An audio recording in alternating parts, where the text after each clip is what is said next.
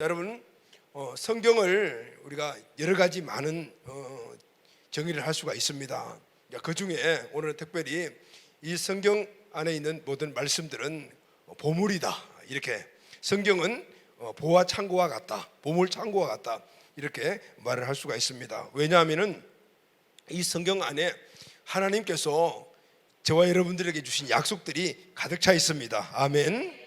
약 7,000개 이상의 약속이 오늘 이 성경 안에 들어 있습니다. 자, 그럼 여러분, 중요한 것은 이 약속을 누구에게 주셨는가라는 것이죠. 누가 이 약속의 대상자인가 중요하잖아요. 그 대상자는 바로 하나님의 백성입니다. 아멘. 하나님의 자녀입니다. 아멘. 그럼 이 약속을 받는 하나님의 백성, 하나님의 자녀는 어떤 사람일까요? 바로 하나님이 선택하시고 그리고 지명하여 불러 하나님 자기 자녀로 삼은 사람들, 바로 하나님의 자녀들입니다. 요한복음 1장 12절 말씀을 보면은 영접하는 자, 곧 그 이름을 믿는 자들에게는 하나님의 자녀가 되는 권세를 주셨으니 라고 하죠. 여러분, 하나님의 자녀가 어떤 사람인가 하면은 바로 믿는 사람입니다. 그리고 또 어떤 사람이냐면은 믿고 영접한 사람입니다. 믿고 영접한 사람이 하나님의 자녀이고 하나님의 자녀에게는 주신 권세가 있다, 이렇게 지금 기록을 하고 있죠. 여러분, 하나님의 자녀는 바로 하나님을 믿고 하나님을 영접하고 그리고 그에게 주어진 이 권세를 가지고 누리며 살아가는 자가 바로 하나님의 자녀입니다.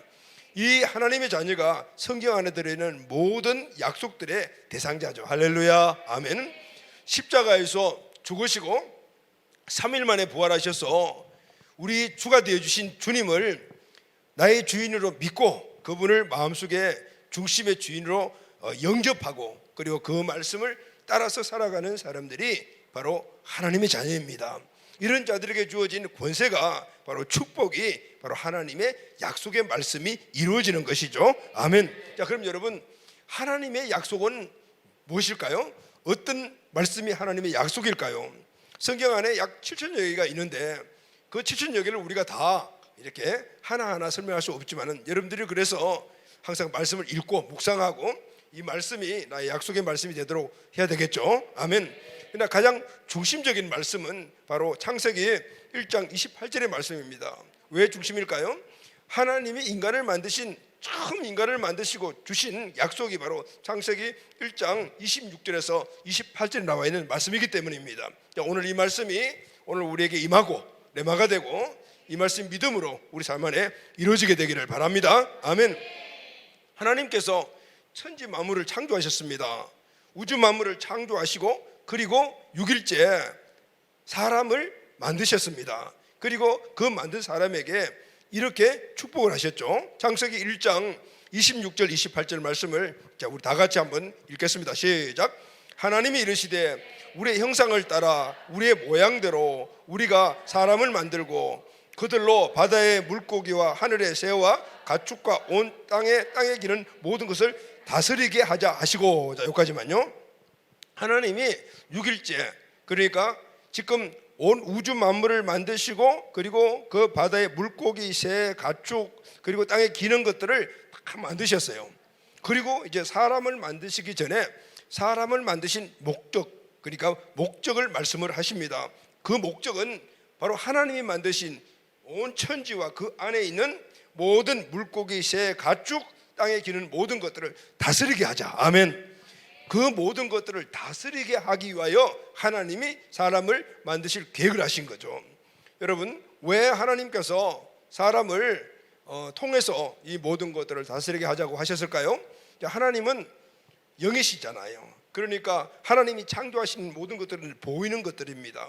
그래서 직접 다스리고 하실 수가 없잖아요. 그래서 사람을 만드시고 그 사람을 통하여서 그 모든 것들을 다스리게 하자라고 하셨어요. 그런데 실제 사람을 만드시기 위해서는 딱 이 이유만은 아니죠. 하나님은 사람 창조의 목적은 하나님과 함께 하시기 위함이었습니다. 아멘. 하나님의 가족으로 사람을 만드신 것입니다. 그리고 그 가족으로 만든 이 사람에게 하나님께서 만드신 우주 만물 모든 것들을 다스리게 하는 축복을 그들에게 주시죠. 27절 말씀 다 같이 시작. 하나님이 자기 형상 곧 하나님의 형상대로 사람을 창조하시되 남자와 여자를 창조. 이런 목적에 의해서 하나님이 남자와 여자를 만드셨습니다. 그 남자와 여자가 아담과 하와입니다. 자, 28절 시작. 하나님이 그들에게 복을 주시며 하나님이 그들에게 이르시되 생육하고 번성하여 땅에 충만하라. 땅을 정복하라. 바다의 물고기와 하늘의 새와 땅에 움직이는 모든 생물을 다스리라 하시니라. 아멘. 자, 생육하라, 번성하라, 충만하라, 정복하라. 이렇게 축복을 하셨죠. 여러분, 이 축복은 사람들에게만 주어진 축복이 아닙니다. 그 이전에 하나님이 만드신 물고기, 새, 가축, 땅의 모든 기능 것들, 이 모든 것들도 생육하라, 번성하라, 충만하라, 정복하라는 그런 축복을 주셨어요. 그래서 여러분, 이 세상에 있는 모든 새와 물고기 그리고 또 기는 것, 이 가축들도 다 생육하고 번성하잖아요. 그런데 사람에게 주어진 축복은 하나가 추가되죠. 그것은 그들을 다스리는 거예요. 할렐루야, 아멘. 다스림의 축복을 주신 거죠. 생육하고 번성하고 충만하고 정복하고 그리고 바다의 물고기, 하늘의 새, 땅에 움직이는 모든 생물을 다스리라 하시네. 아멘. 생육, 번성, 충만, 정복, 다스림은 하나님이 우리에게 주시는 축복입니다. 아멘. 사람을 만드신 목적이 여기에 있습니다. 그런데 중요한 것은 오늘 이 축복이 우리에게 주어질 때 그냥 하늘에서 뚝 떨어지는 축복으로 주신 것이 아니고 모두 사명으로 주신 겁니다. 생육하라, 번성하라, 충만하라, 정복하라, 다스리라는 모두가 명령문이잖아요. 이것은 주어진 축복인데 이 주어진 축복을 우리가 실질적으로 삶의 행동 그리고 그것을 실천함으로 말미암아 누리는 복이 되어라 그 말씀이에요. 아멘. 그래서 여러분, 오늘 사람은요 생육하고 번성하고 충만하고 정복하고 다스려야 돼요. 왜냐하면 하나님이 우리를 그렇게 만드셨기 때문입니다. 하나님의 명령이기 때문에, 조물주신 하나님이 우리에게 그렇게 명령을 하셨기 때문에 오늘 이 축복은 내가 누려도 되고 그만 안 누려도 되고 이런 것이 아니에요. 무조건 누려야 되는 거죠. 왜냐하면 하나님이 그렇게 명령하셨기 때문입니다. 그래서 여러분, 오늘 우리는 현실에 머물면 안 돼요. 점점점 진보를 이루고 가야 돼요. 그래서 여러분, 우리가 결혼해서 자녀들을 갖고 자녀들이 또 자녀를 갖고 해서 계속해서 이 가문이 만들어지고 그래서 우리 가문이 계속해서 번성해 나가야 합니다. 아멘. 사람들이 모인 모든 곳은 그 자리에 머무는 것이 아니고 계속 잘 되어 나가야 되는 하나님의 뜻이기 때문입니다. 그래서 노력하고 그리고 애쓰고 힘써야 되는 겁니다. 주님은 오늘 우리가 제자리에 정체되어 있는 것을 원하지 않습니다. 그래서 항상 진보를 이루라고 말씀하셨습니다. 그래서 잘 되어 나가는 것들은 하나님의 뜻을 이루는 겁니다. 만약에 우리가 어제보다 오늘보다 내일이 점점 잘 되지 못한다면 하나님의 말씀을 거역하는 거예요. 그래서 애쓰고 힘써야 합니다. 그래서 여러분, 기독교가 전파된 나라들은요 오늘 이 말씀들이 알게 모르게 그냥 그대로 이루어지기 때문에 점점 더 잘 되는 겁니다. 할렐루야. 그래서 세상에 모든 것들을 다 공유할 뿐만 아니라 그것을 하나님 나라를 위해서 사용할 수 있도록 더 풍성해지는 겁니다. 이건 당연한 원리에서 나온 하나님의 축복이기 때문입니다. 그런데 여러분, 중요한 것은 아담과 하와가 하나님 주신 이 축복을 잃어버렸죠. 통치권을 마귀에게 뺏겨버렸습니다. 왜냐하면 하나님의 말씀을 거역하여 범죄했기 때문입니다. 근데 하나님은 그래도 이 통치권이 이 세상의 왕인 마귀로 넘어갔지만은 그러나 하나님이 창조하신 바로 인간들이, 사람들이 오늘 이 축복을 계속 누리기를 원하셔서 계속 애쓰시잖아요. 그 다음에 노아를 불러가지고 또 노아를 통해서 일을 이루시면은 노아의 후손들이 또 제 아래 살아가기 때문에 그 일을 이루지 못합니다. 그래서 이제 하나님은 궁극적인 모든 사람들이 이 복을 누리게 하기 위하여 이제 아브라함을 선택하시죠. 그리고 아브라함을 선택해서 아브라함 한 사람이 복의 근원이 되고 그리고 그 가정과 가문이 그 복을 누리며 그리고 그 가정과 가문의 자녀들이 민족과 열방으로 이 복을 흘러보내기를 원하시는 계획을 세우십니다. 할렐루야. 하나님이 그래서 아브라함을 먼저 부르시잖아요. 창세기 12장 1절에서 3절 말씀을 우리 다 같이 읽겠습니다. 시작. 여호와께서 아브라함에게 이르시되 너의 고향과 친척과 아버지의 집을 떠나 내가 내게 보여줄 땅으로 가라. 내가 너로 큰 민족을 이루고 내게 복을 주어 내 이름을 창대하게 하리니 너는 복이 될지니라. 아멘. 자, 하나님은 아브라함을 부르신 것은 아브라함 혼자 복을 누리라는 것이 목적이 아닙니다. 누가요? 아브라함을 통해서 가정과 가족이 먼저 하나님의 이 번성번영의 복을 받고 그리고 그 가정과 가정이 이제 가문을 이루고 또 이 가문을 통해서 민족과 열방으로 흘러가기를 원해서 아브라함을 먼저 부르신 거죠. 그래서 아브라함을 복의 근원, 예전 성경에는 복의 근원이라고 말하죠. 복의 근원으로 불렀습니다. 복덩어리로 불렀어요. 자, 여러분, 복덩어리라는 말을 많이 쓰잖아요. 어떤 한 사람이 정말 그 집안에 들어오게 된다면, 옛날에 그런 이야기 있잖아요. 며느리가 그 가문에 좋은 며느리가 들어오면 복덩이가 들어왔다. 그 며느리 때문에 가문이 번성한다. 이런 얘기들을 예전 어른들이 많이 했어요. 복덩이는 어떤 냐면 어디 가든지 그 복의 근원이 되어서 복을 흘러보내는 존재입니다. 바로 아브라함이 그랬어요. 아브라함이 하나님의 복을 받고, 그래서 결혼하여 가정을 이뤘을 때 그 가정의 자녀들이 동일한 복을 받고, 그리고 그 복받은 자녀들이 민족과 열방으로 복을 흘러보내는 것, 바로 하나님의 계획이죠. 그래서 아브라함을 부르셔서 그리고 복을 주시고, 그리고 또 그 복이 앞으로 흘러가도록 만드셨다라는 말이죠. 너는 복이 될지라, 너를 축복하는 자에게는 내가 복을 내리고 너를 저주한 자에게는 내가 저주하리니 땅의 모든 너를 말미암아 복은 얻을 것이니라. 아브라함이 복의 근원이라는 것은 아브라함 자체 안에서 막 복이 막 흘러나온다는 것이 아니고, 아브라함이 하나님의 복의 근원을 삼았기 때문에 하나님이 아브라함이 저주하면 저주하고 하나님 복을 선포하면 하나님이 복을 주신다는 거죠. 이런 매개체가 되는 은혜를 주셨다 그 말이죠. 여러분, 우리 한 사람 한 사람이 내가 처해 있는 모든 곳에 복의 근원이 되기를 바랍니다. 복덩어리가 되십시오. 나 때문에 우리 가정과 가문이 번성번영하고, 할렐루야. 나 때문에 우리 직장이 번성번영하고, 사업장이 번성번영하며, 교회가 부흥하고, 우리 셀이 번식하는 이런 역사들이 저와 우리에게 있게 되기를 바랍니다. 아멘. 그런데 여러분, 오늘 이런 아브라함이 선조로 해서 유대 민족이 만들어졌지 않습니까? 그런데 이 유대 민족들은 잘못 생각을 하고 있어요. 하나님이 그들에게 복을 주신 이것은 우리에게만 주신 것이다라는 선민의식에 사로잡혔습니다. 그래서 민족으로 모든 민족의 복을 흘려보내야 되는데 우리만 줬소라고, 우리만 복 받으면 돼요. 그리고 열방의 모든 민족, 모든 이방인들은 아주 정말 개처럼 취급하는 이런 선민의식, 잘못된 의식에 빠져버리게 되잖아요. 그래서 하나님은 여기서 멈춰진 하나님의 이 계획을 이제는 마지막으로 인간의 연약함을 죄 때문에 일어나는 일들을 아셨기 때문에 이제는 직접 하나님이 이 땅에 오십니다. 그분이 바로 예수님이시잖아요. 할렐루야. 아멘. 하나님은 이 약속의 축복을 예수 그들을 통해 온 열방 민족으로 흘러가게 하셨습니다. 아멘. 갈라디아서 3장 13절 14절 말씀을 우리 다 같이 읽겠습니다. 시작. 그리스도께서 우리를 위하여 저주를 받은 바 되사 율법의 저주에서 우리를 속량하시니 기록된 바 나무에 달린 자마다 저주 아래 있는 자라 하였습니다. 이는 그리스도 예수 안에서 아브라함의 복이 이방인에게 미치게 하고 또 우리로 하여금 믿음으로 말미암아 성령의 약속을 받게 하려 함이라. 아멘. 자, 이제는 이 아브라함 복이 선민의식을 갖고 있는 유대인들에게 머물렀던 이 아브라함의 복이 혈통적으로 그것을 누렸던 이 유대인들에게 누렸던 이 아브라함의 복이 이제는 예수 안에서 이방인에게 미치게 하고, 할렐루야. 이 모든 이방인들이 세상에 어느 누구라도 예수님 안에 있으면 아브라함의 복을 누리게 되다. 할렐루야.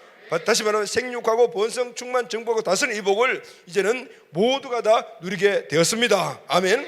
누구 안에서? 예수 안에서 예수님을 믿는 사람들을 통하여 이 축복이 이제는 모든 이방인들이 누리게 되다는 겁니다. 자, 여러분, 제가 질문하겠습니다. 여러분, 이 약속의 말씀을 믿습니까? 아멘.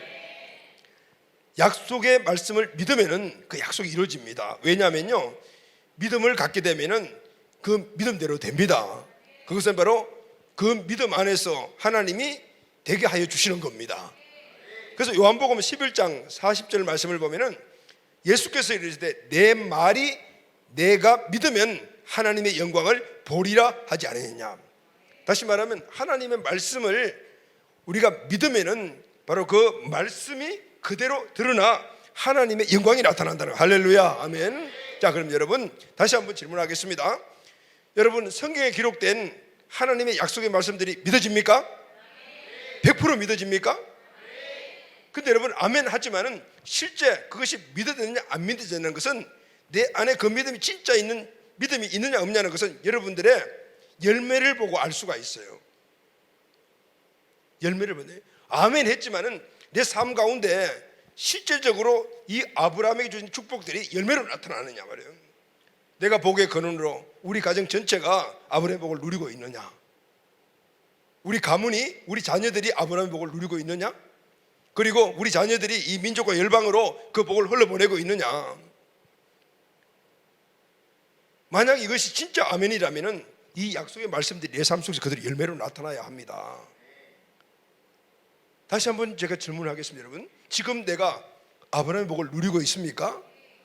개인이 복을 받고, 가정, 가문, 우리 자녀들이 복을 받고, 그리고 그 하나님의 축복을 민족과 열방을 통해서, 나를 통하여, 우리 자녀를 통해서 지금 흘러보내 그 복을 받는 열매들을 보고 있습니까? 아닙니까? 그렇다면 굉장히 중요하잖아요. 우리는 이 약속의 말씀을 믿어야 합니다. 열매가 없다라는 것은 믿음이 없다라는 거예요. 믿음이 있으면 열매가 일어나기 때문입니다. 그래서 내 삶 속에 이 아브라함의 복이, 나는 아멘 했지만은 근데 열매가 없다라면 믿음이 없는 거예요. 그 열매가 없는 거잖아요. 그러면 오늘 이 시간 우리가 이 자리에서 어떻게 해야 되겠습니까? 말씀을 믿어야 합니다. 아멘. 아브라함처럼 복의 근원이 되어야 합니다. 이 약속의 말씀들이 내가 믿어야 된다고 말이죠. 그래야만이 믿음의 역사가 일어나지 않습니까? 가정과 자녀들을 통해 열방의 복의 근원이 될 수가 있는 거죠. 믿음이 있어야만이. 자, 그러면은 이런 말을 합니다. 말씀을 믿고 싶습니다. 그런데 안 믿어집니다. 어떻게 하죠? 이런 이야기를 많이 합니다. 여러분들도 아마 그런 말씀이에요. 하나님의 말씀을 믿고 싶은데 믿어지지 않습니다. 자, 그럼 여러분, 하나님의 말씀을 어떻게 믿게 됩니까? 오늘 우리가 하나님의 자녀라면은 바로 하나님을 믿고 영접하고 그분이 내 마음속에 계시는데, 그러면 그분의 말씀을 내가 어떻게 다 믿고 그분이 하신 모든 약속의 말씀을 믿고 내 삶 속에 일어나야 되잖아요. 그 열매들이 일어나야 되지 않습니까? 그런데 안 일어난다라면은 내 말씀을 믿어야 되잖아요. 그 말씀을 어떻게 하면 믿겠는가? 자, 여러분, 오늘 굉장히 중요한 이 말씀이 이 시간 우리 한 사람 한 사람에게 대마가 되고, 할렐루야, 아멘. 그리고 이 말씀이 나에게 성령께 주시는 믿음이 되어서 이 말씀을 실천함으로 말미암아 여러분 우리 모두가 복덩어리가 되시기를 바랍니다. 약속의 말씀을 이루어가는 복의 근원들이 되시오. 그래서 우리 가정과 가문이, 그리고 우리 가정과 가문을 통해서 이 민족과 열방까지 그 복을 흘러보내는 그 복의 근원이 꼭 되기를 예수님의 이름으로 축원합니다. 아멘. 자, 그러면은 먼저 오늘 본문의 말씀을 전체적으로 통해서 우리 본문의 배경을 먼저 우리가 한번 생각합시다. 여기서부터 오늘 말씀이 믿어지는 그 역사가 시작이 됩니다. 첫 번째, 오늘 본문의 배경은 우리가 잘 알고 있는 예수님이 성전을 정화하신 사건, 성전 정화 사건, 자, 일명 이런 제목이 붙은 말씀이잖아요. 요한복음 2장 13절에서 10절을 보게 되면 유대인의 명절인 유월절이 가까우자 예수님께서는 제들과 함께 예루살렘으로 올라가셨습니다. 예루살렘 성전에서 소와 양과 비둘기 파는 사람, 돈 바꾸는 사람들이 진을 치고 있었습니다. 그것을 보시고 예수님은 동물들은 내쫓으시고 그리고 돈을 쏟아버렸습니다. 그리고 비둘기 파는 사람에게 이렇게 말했습니다. 요한복음 2장 16절이죠. 비둘기 파는 사람들에게 이르되 이것을 여기서 가져가라. 내 아버지의 집으로 장사하는 집을 만들지 말라 하시니. 지금 예수님이 뭐라고 말씀하십니까? 여기 장사하지 마라. 이곳은 내 아버지의 집이다. 아버지의 집을 장사하는 시장, 이 시장과 같이 만들면 안 된다라고 말씀하시고, 그래서 그들을 쫓아내시고, 그리고 비둘기 파는 사람에게는 빨리 가지고 나가라 이렇게 말씀하셨어요. 그때 이 말씀을 누가 들었겠습니까? 그 성전에 있는 장사하는 사람도 다 들었을 것이고, 또 성전을 관리하는 사람도 들었습니다. 그리고 성전에서 제사를 집례하는 그런 제사장이나 그에 관련되는 그런 종교 지도자들도 다 들었겠죠. 그들이 예수님에게 이렇게 말합니다. 18절이죠.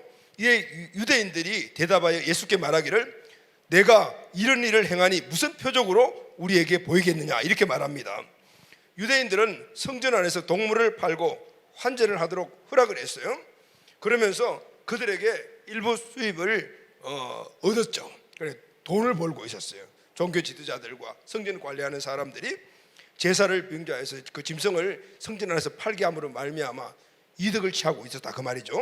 자, 그런데 생뚱맞게 어떤 청년 하나가 나타나더니 이 성전은 우리 아버지 집이다라고 이야기를 하면서, 그리고 한 번도 보지도 못했던 일들을 했거든요. 짐승들을 쫓아내고 돈판을 집어 엎어버리고 막 이렇게 하는 거 보면서 이들은 깜짝 놀랐을 것 같은, 그리고 마음속에 두려움도 있었을 것 같아요. 그리고 예수님이 뭐라고 말씀하시죠? 이곳은 아버지의 집이다라고. 다시 말하면 성전은 하나님 아버지가 임재하시는 곳인데 자기 아버지라고 하니까 나는 누구예요? 하나님의 아들이라는 뜻이잖아요. 이 말씀은 유대인들이 가장 무서워하는 신성모독죄에 해당하는 말씀이었습니다. 나중에 결국은 유대인들이 예수님을 고소할 때 이 말씀을 빌미로 해서 고소를 합니다. 사람이 어떻게 하나님이냐. 자, 그래서 그럼에도 불구하고 너무 예수님이 하신 일이 당당하고 그리고 또 대담하게 그 일을 하시니까 마음에 좀 떨림도 있었겠죠. 그래서 조심스럽게 묻는 것 볼 수가 있습니다. 자, 내가 이런 일을 행하니 무슨 표적을 우리에게 보이겠느냐 말이에요. 내가 무슨 권세가 갖고 있기 때문에 성전에서 이런 일을 하느냐, 네가 어떤 자격을 갖고 있느냐, 이 말씀이거든요. 그 누구도 성전에서 이런 일을 한 사람이 없었습니다. 그래서 놀랬죠. 내가 자격이 있다라면은 표적을 보여봐라. 네가 하나님이 지금 아들이라고 했다라면은 그러면은 마땅히 어떤 이적을 보여야 되지 않겠느냐. 보여봐라. 만약에 이 권세가, 네가 이렇게 하는 권세가 하나님께서 왔다라면은 그 권세를 입증할 이적을 보여야 되지 않겠냐. 지금 이렇게 이야기를 하는 것입니다. 그러나 이들이 이렇게 말하지만은, 그러나 예수님의 권위를 인정하려고 한 말은 아닙니다. 예수님을 공박하고 그리고 궁지에 몰아넣어서 자기들의 돈 버는 이득권을 유지하려고 했던 생각인 것을 알 수가 있습니다. 그때 예수님이 뭐라고 말씀하십니까? 요한복음 2장 19절을 본문에 보면은 예수께서 대답하여 이르시되 너희가 이 성전을 헐라 내가 사흘 동안에 일으키리라 하셨어요. 이 성전을 헐어버리라 그러면은 내가 3일 만에 다시 짓겠다, 이 말씀이거든요. 20절 보게 되면은 그 이야기를 들은 유대인들이 이르되 이 성전은 46년 동안에 지었거늘 내가 3일 동안에 일으켰냐 하니라 그랬죠. 성전을 헐어라 3일 만에 짓겠다 하니까 이 이야기를 들은 유대인들은 이게 말도 안 되는 이야기를 한다 그 말이죠. 왜냐하면요, 지금 유대인들과 예수님이 지금 있는 이 성전은 BC 19년에 착공을 시작해서 46년이 지난 그 시점이에요. 그러니까 46년 동안 아직까지도 성전이 완공되지 않았습니다. 계속 짓고 있는 중이었고, 역사를 보게 되면 이후에 20년 후에야 성경이 준공이 됩니다. 그런데 46년이나 지금 짓고 있는데도 아직까지 준공을 못했는 이 성전을 네가 헐어버리면 3일 만에 짓겠다니 무슨 얘기냐. 도저히 이해가 되지 않는 이야기를 한 거죠. 그렇다면 여러분, 예수님이 이렇게 하시는 말씀의 의미가 무엇입니까? 21절 말씀을 보면은 그러나 예수는 성전된 자기 육체를 가리켜 말씀하신 것이라, 자, 이렇게 기록을 하고 있죠. 누가 이 말씀을 지금 하고 있습니까? 바로 예수님의 제자인 바로 요한이 말씀을 하고 있는 겁니다. 이 말씀 보면은 성전된 자기 육체를 가리켜 말씀하신 것이라 라는 이 말은 성전된 자기 육체를 가리켜라는 이 말의 이 원문의 뜻은 뭐냐면 자기 육체의 성전에 관해서라는 뜻인데, NIV 성경에서는 예수께서 말씀하신 성전은 자신의 육체였다라고 번역을 하고 있습니다. 다시 말하면 예수님이 성전을 헐어라 내가 3일 만에 세우겠다, 이 말은 실질적인 보이는 성전이 아니고 바로 성전된 자기 육체를 말씀하고 있는 거예요. 그리고 죽었다가 다시 3일 만에 부활할 것이다라는 이 부활을 말씀하신 거예요. 그런데 여러분, 이 사실을 지금 이 유대인들은 이해를 못했죠. 알 수가 없었죠. 그런데 더 중요한 사실은 함께 있었던 제자들도 이해를 못했습니다. 알 수가 없었다 그 말이에요. 알지 못했어요. 21절에 자기 육체를 가리키는 것이라, 이 말씀은 실제 제자인 요한이 한 말인데 그것은 예수님이 하신 말씀 의미를 다 알고 난 후에 붙인 해석이에요. 그러니까 예수님이 그 말씀할 때는 이 말이 무슨 말씀인지 몰랐습니다. 그런데 요한도 몰랐고 유대인들도 다 몰랐어요. 그런데 나중에 어떤 사실이 일어난 후에야 요한이 자기 육체를 가리켜 말씀하신 것이라고 해석을 붙인 거잖아요. 자, 그럼 여러분, 요한과 다른 제자들이 예수님이 하신 이 말씀, 다시 말하면은 예수님이 자기가 죽으시고 3일 만에 부활하시겠다 하신 이 말씀의 뜻을 언제 알았습니까? 오늘 22절 말씀을 보면은 죽은 자 가운데서 살아나신 후에야 제자들이 이 말씀하신 것을 기억하고 성경과 예수께서 하신 말씀을 믿었더라. 아멘. 죽은 자 가운데서 살아나신 후에야. 여러분, 예수님이 죽었다가 3일 만에 다시 살아나신 그 예수님을 만나고 그리고 예수님이 부활하셨구나라는 증거를 잡은 그 순간에야 그때 예수님이 하신 그 말씀이 바로 예수님의 부활을 말씀하셨구나라는 것을 알게 되었다 그 말이야. 아멘. 예수님이 3일 만에 성전을 일으킨다는 것은 성전 대신 자기 몸이 죽고 3일 만에 다시 살아나신다는 그 말을 하셨구나. 예수님의 부활의 모습을 실질적으로 증거로 보고 난 다음에야 그것을 알게 되었고, 근데 알게 된 거 아니고요, 믿어졌더라. 그래서 할렐루야, 아멘. 믿어졌다라고 하죠. 예수님의 하신 말씀이 믿어지고 부활이 믿어졌더라. 그러면 이 놀라운 사실은, 더 놀라운 사실은 그 예수님이 하신 말씀만 믿어진 것이 아니고 성경 말씀이 믿어졌더라. 그래서 할렐루야, 아멘. 성경과 예수께서 하신 말씀이 믿어졌습니다. 아멘. 예수님의 이 부활의 증거로 보면서 믿어지니까 예수님이 하신 모든 말씀들이 믿어졌고, 그것이 끝난 것이 아니고 이 모든 성경의 말씀들도 믿어졌더라고요. 아멘. 여러분, 예수님의 부활의 증거는요, 예수님이 하신 말씀뿐만 아니라 성경의 모든 말씀을 믿게 하는 증거가 되었다고 말해요. 아멘. 여러분, 우리가 처음 서론에서 여러분들과 함께 나눈 질문이 뭐였어요? 하나님의 말씀이 믿어집니까? 라고 했대. 여러분, 아멘 했는데도 불구하고 긴가민가하는 그런 마음들이시잖아요. 그런데 여러분, 오늘 답이 딱 나왔죠.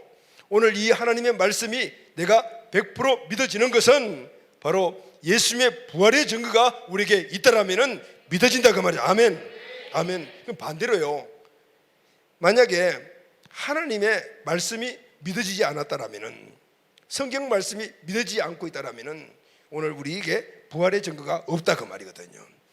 부활의 증거를 갖고 있어야만이 그분이 하신 말씀들이 믿어지고 성경도 믿어지는데, 오늘 내가 성경 말씀도 믿어지지 않고 하나님 예수님의 말씀도 믿어지지 않는다면, 아니 어떤 거는 믿고 어떤 건 안 믿어진다라면 그것도 마찬가지예요.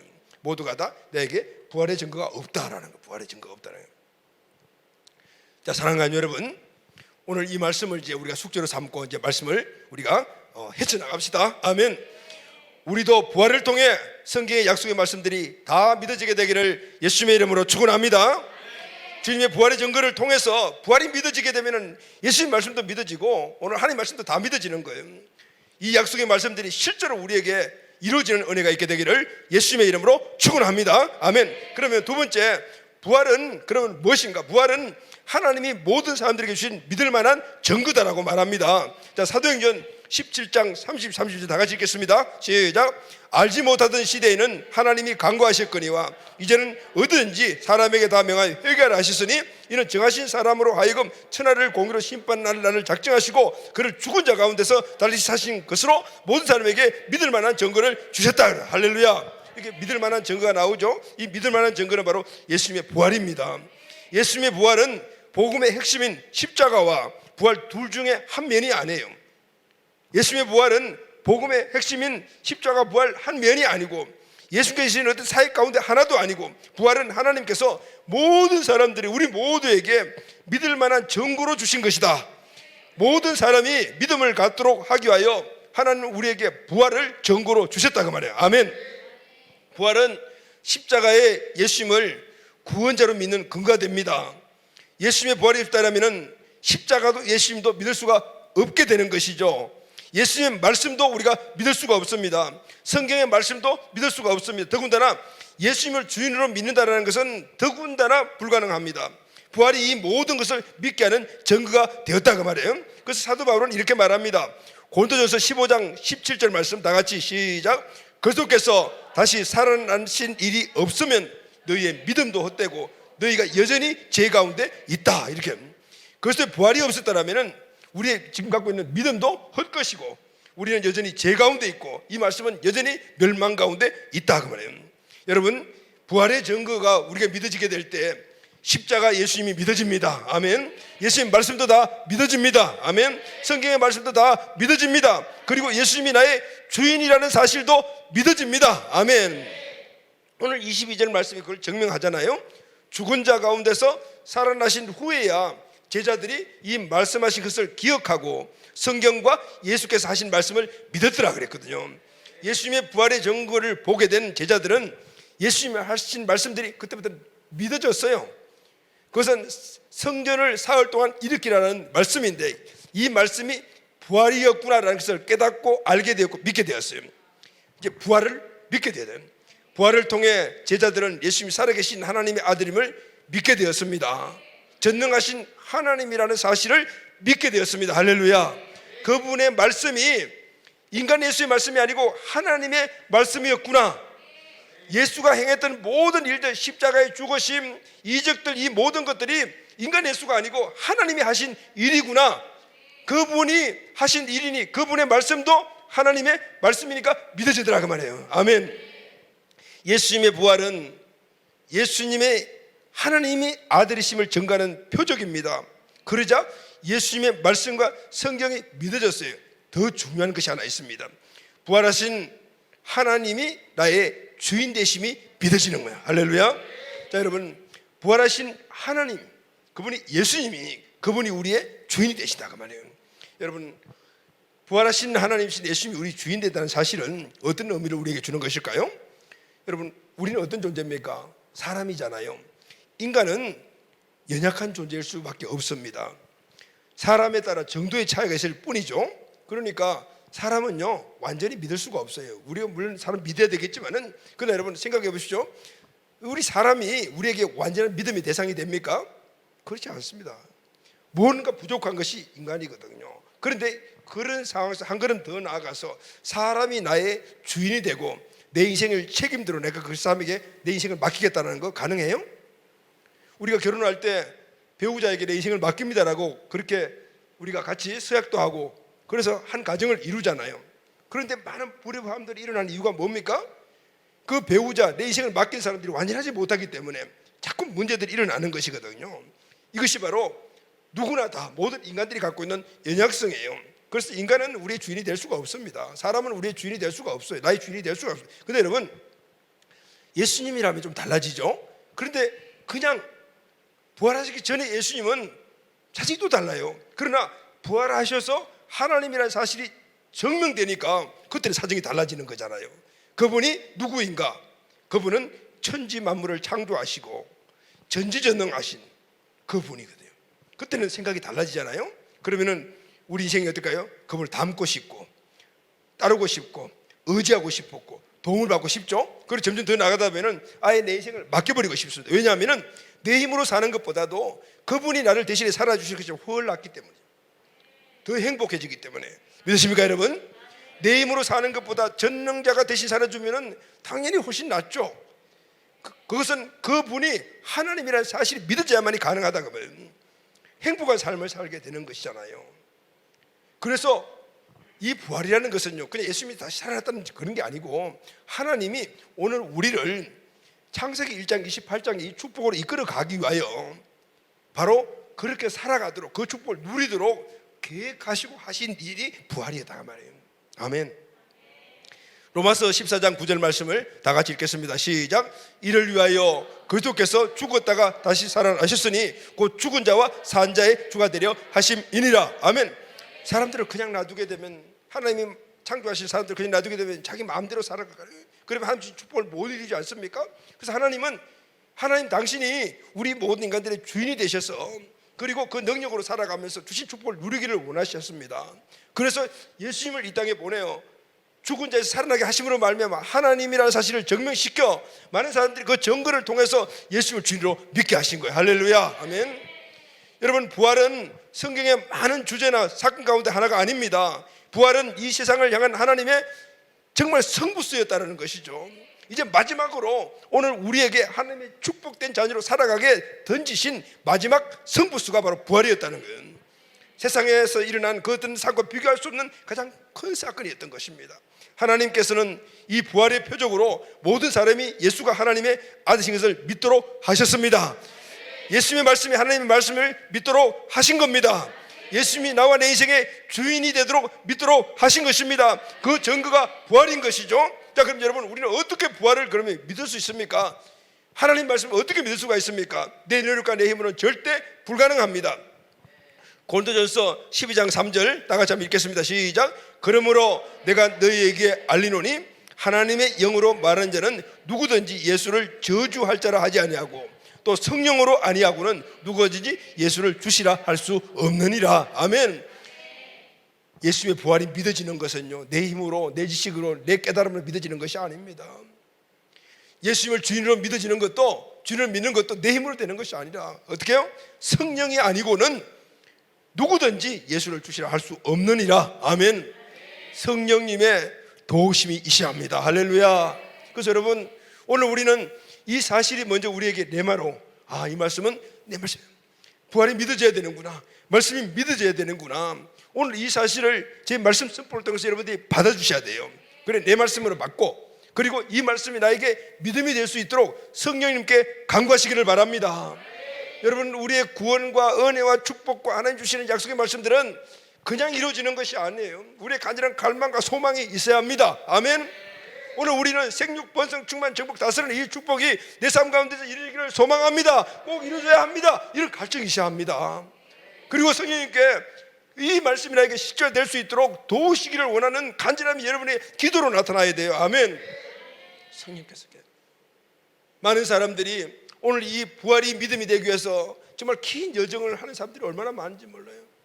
요즘 이 여정을 겪고 있으면서 일어나는 우리 공동체 리더십 그룹들의 간증들이 정말 가슴을 뭉클뭉클하게 합니다. 여러분, 성령님의 도우심을 구하시기를 바랍니다. 부활신앙은 늘 확신하고 살려면 성령 충만해야 합니다. 성령을 통해서 믿음이 되고, 그리고 이 믿음을 계속해서 유지하려면 성령 충만해야 되는데, 성령 충만하는 것은 말씀과 기도의 삶입니다. 할렐루야. 늘 주님을 인식하고 살아가는, 내 안에 살아계신 하나님의 아들 예수, 전지전능하신 하나님, 내 주인 되신 하나님을 늘 인식하고 살아가야 돼요. 그래야만이 믿음이 항상 유지되는 것이죠.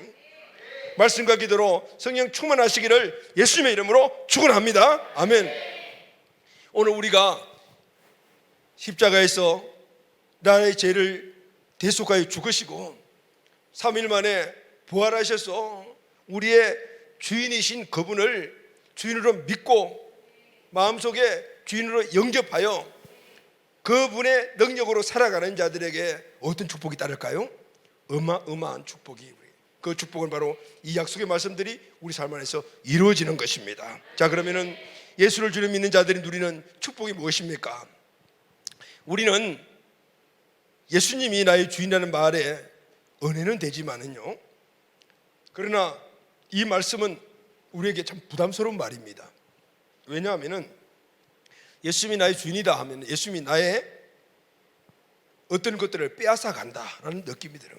그분이 내 주인이다라고 생각을 하면 그런 생각이 듭니다. 그리고 내 것을 빼앗아 가니까 내가 손해본다라는 그런 생각이 들어요. 그래서 맞는 말인데도 불구하고 은혜가 되지 못하고 그리고 부담이 됩니다. 그런데 여러분, 오늘 이 사실에서 이것이 우리에게 축복이 되고 기쁜 소식이 된다는 사실은 먼저 첫 번째 우리가 살고 있는 이 세상이 어떤 곳인가 하는 것을 말해야 합니다. 우리가 지금 현재 살아가고 있는 이 땅이 어떤 곳인가 하는 것을 알아야 합니다. 지금 설교를 하다 보니까요, 시간이 너무 없는 거예요. 그래서 지금 제가 정신없이 지금 정신을 차리고 하지만 정신없이 지금 설교하고 있는데 가만히 생각해 보니까 오늘 성례식 때문에 시간이 땡겨진 거네. 마음 놓고 여러분 한 5분 내지 10분 늦을 거니까 그렇게 마음 놓고 말씀드리시죠. 왜 이렇게 시간이 빨리 갔지 했더만은 딱 5분 정도만 더 할 수 있으니.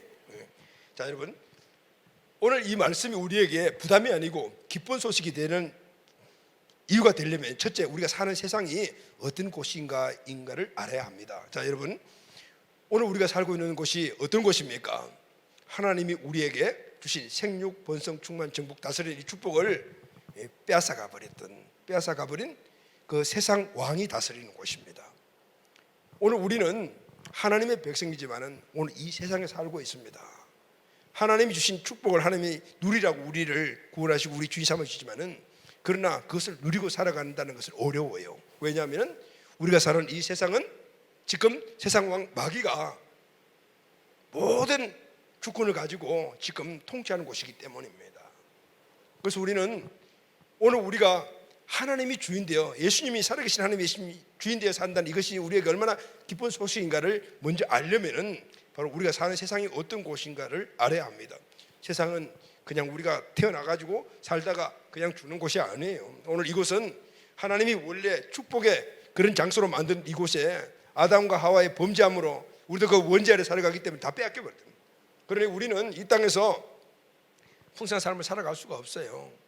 왜냐하면 끊임없이 마귀가 그를 우리에게 공격을 해오기 때문에요. 자, 그리고 두 번째는 우리 안에 계신 나의 주인 대신 주님 안에 무엇이 있는가, 이걸 알아야 돼요. 우리가 사는 세상이 어떤 곳인가, 내 안에 주인 대신 그분이 갖고 계신 것이 무엇인가. 예수님이 나의 주인이라는 이 말은 이 두 가지 사실을 알게 될 때요, 너무나 기쁜 소식입니다. 너무나 감격의 소식이고 우리가 세상의 앞에서 당당하게 살아갈 수 있는 가장 중요한 힘이 됩니다.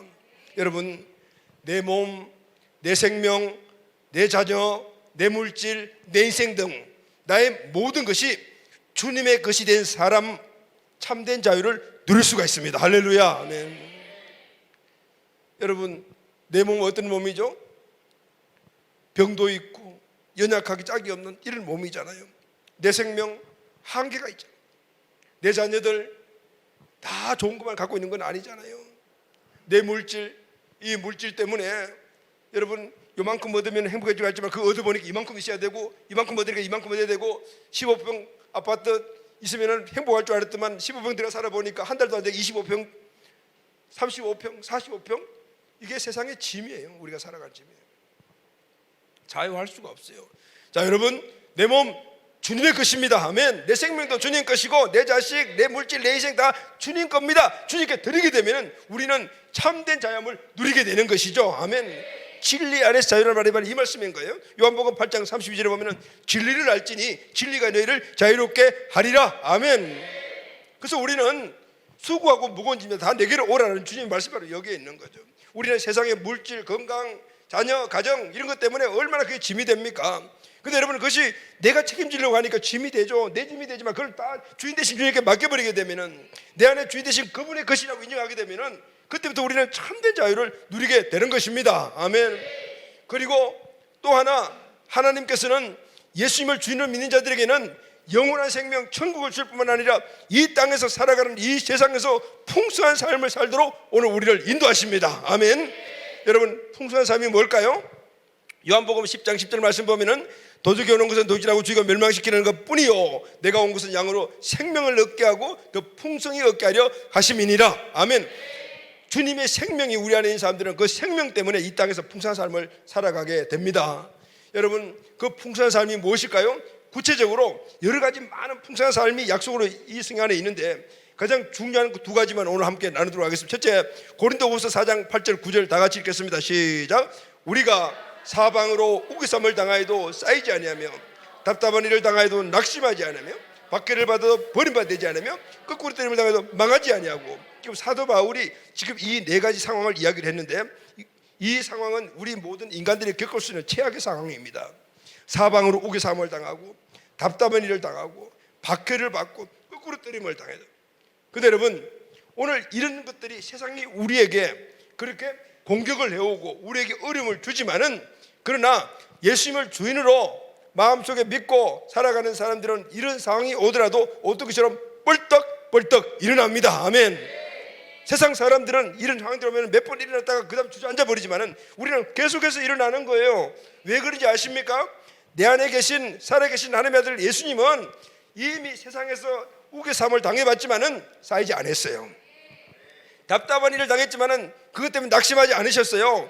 박해를 얼마나 많이 받았습니까? 그래도 버림받지 않았고 거꾸로 때문에 나가도 망하지 않은 분이 예수님이셨어요. 할렐루야. 그 예수님이 내 안에 살아계시니까 죄의 문제, 죽음의 문제, 마귀가 다는 모든 공기들을 이기고 승리하신 그분이 내 안에 계시니까, 그분이 내 주인이시니까 오늘 그분이 나를 일으켜 주시는 거예요. 할렐루야. 아멘. 그래서 여러분, 의인은 어떤 사람이라고 했습니까? 의인은 예수님을 믿는 사람이 의인이잖아요. 의인은 죄를 짓지 않는 사람이 의인이 아니고, 잠언서에서는 의인은 7번 넘어져도 일어나는 사람. 할렐루야. 아멘. 7번 넘어져도 8번, 100번 넘어져도 101번, 1000번 넘어져도 1000번 넘어져도 일어나고, 넘어져도 일어나고. 여러분, 오토기는 넘어지면 계속 일어나요. 똑같은 존재라고요. 왜냐하면 내 안에 이 모든 이 상황과 어려움들 이기신 그분이 내 안에 주인으로 계시기 때문에 오늘 그분을 의식하고 그 믿음 안에 살아가게 된다면 그분의 능력이 우리를 일으켜 주시는 겁니다. 아멘. 요한일서 5장 5절 말씀을 다 같이 선포하겠습니다. 예수께서 하나님의 아들이심을 믿는 자가 아니면 세상을 이긴 자가 누구냐? 예수님이 세상을 이기신 분이기 때문에, 그분이 내 중심에 계시기 때문에 그분을 믿고 의지하면 나도 세상을 이긴다는, 할렐루야, 아멘. 세상은 어쩔 수 없이 우리에게 환난과 핍박과 우겨삼과 답답한 일과 박해와 거꾸로 때림을 가지고 다가오기 없는 거 아닙니까? 우리는 이 문제들이 없기를 원하지만은 없어지지 않는 것이 세상이란. 그리고 우리는 문제가 아니고 문제를 이길 수 있는 힘이 없는 것이 문제라고 말해요. 예수님이 안에 계십니다. 아멘. 자, 두 번째는 고린도후서 6장 9절 10절 시작.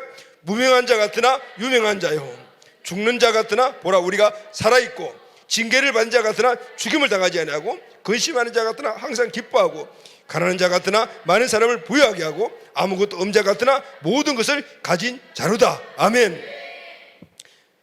여러분, 세상의 임금은요, 오늘 우리에게 돈만 있으면, 명예만 있으면, 무엇인가 많이 소유하고 있으면 행복해질 거야.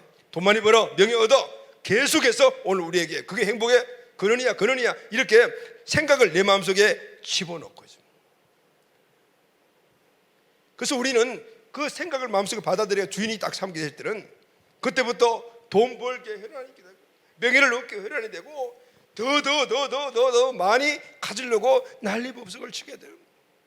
그러면 어떻게 됩니까? 오늘 우리 이 땅에서 더 해서 끝까지 만족을 주는 것이 있습니까? 결국은 이 세상에서 마귀가 끌고 가는 것들은 결국은 모든 것들을 어떻게 해요? 도둑질하고 죽이고 멸망시키는 것들인 거예요. 더 해서 조금 죽어서 결국은 가서 맨 마지막에는 죽게 만드는 거예요. 마귀는 오늘 우리에게 이런 것들을 가지라, 더 많이 가져라 이렇게 이야기를 하면서 우리가 자꾸 쪽으로 가게 만드는 거예요. 그러나 내 안에 예수님이, 살아계신 하나님이, 하나님 예수님이 계신다면 우리는 그 마귀의 생각을 받아들이지 않습니다. 왜냐하면 보이는 것들이 우리의 행복의 근원이 아니라 사실을 알기 때문입니다.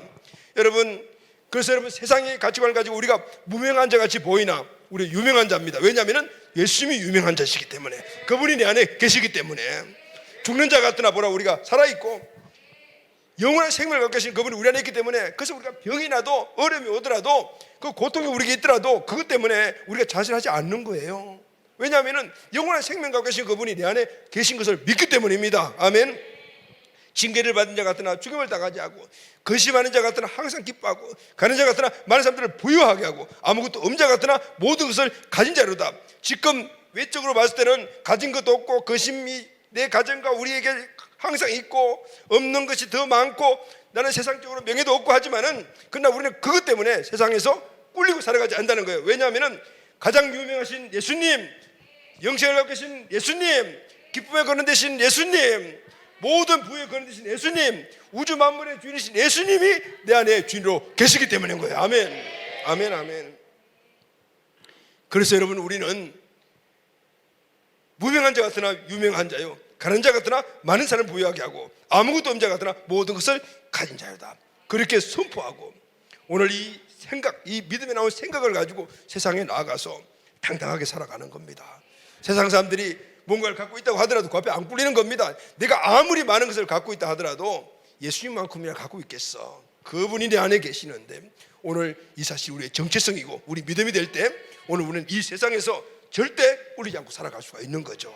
특히 우리 다음 세대들, 요즘 우리 청년들 보게 되면은 여러분 그런 말도 해요. 삼미남이라고 해. 30대 미혼 남성을 삼미남, 지포족인 줄 알았더만 치포족이래요. 취업포기족.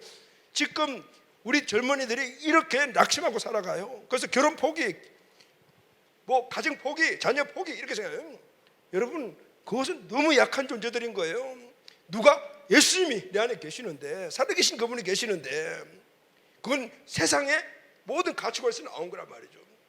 지금 우리 아이들부터 시작해서 청년들이 오늘 이 사실을 확실하게 믿음으로 가져야 합니다. 아멘.